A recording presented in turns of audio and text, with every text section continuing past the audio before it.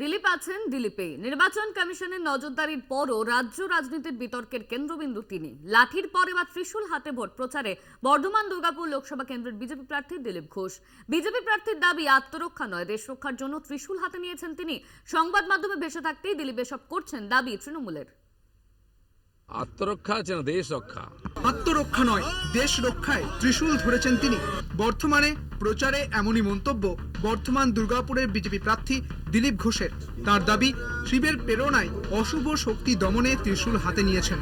আমার কুলদেবতা মহাদেব স্বয়ং, তো তার ত্রিশূল নিয়ে আমরা অভিযান করে স্বচ্ছ ভারত আর স্বচ্ছ রাজনীতি করতে চাই। ত্রিশূল তার প্রতীক।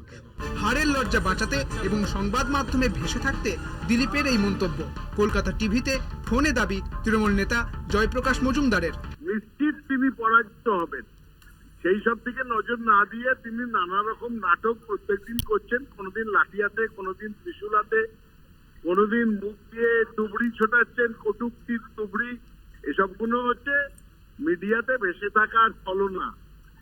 আর হাতে ত্রিশূল নিয়ে বলছেন দেশ রক্ষায় নেমেছি। ওনাকে দেশ রক্ষার দায়িত্ব কেউ দেননি।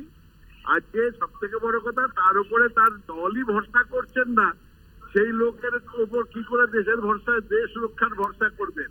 উনি যেন গুন্ডার ভাষায় কথা না বলেন, সমাজ বিরোধীদের ভাষায় কথা না বলেন, এবং নির্বাচনে জামানতটুকু যেন বাঁচিয়ে রাখতে পারেন, সেই চেষ্টাই ওনার করা উচিত। নির্বাচন ঘোষণার পর থেকেই একের পর এক বিতর্কে জড়াচ্ছেন দিলীপ ঘোষ। কখনো লাঠি, কখনো বা ত্রিশূল, কখনো মন্তব্যের জেরেই তৃণমূলের নিশানায় দিলীপ ঘোষ। ইতিমধ্যেই নির্বাচন কমিশনের নজরদারিতে রয়েছেন দিলীপ ঘোষ। তারপরেও একের পর এক কাজে প্রমাণ হয়েই যাচ্ছে দিলীপ আছেন দিলীপেই। কলকাতা টিভি। হর হর মহাদেব।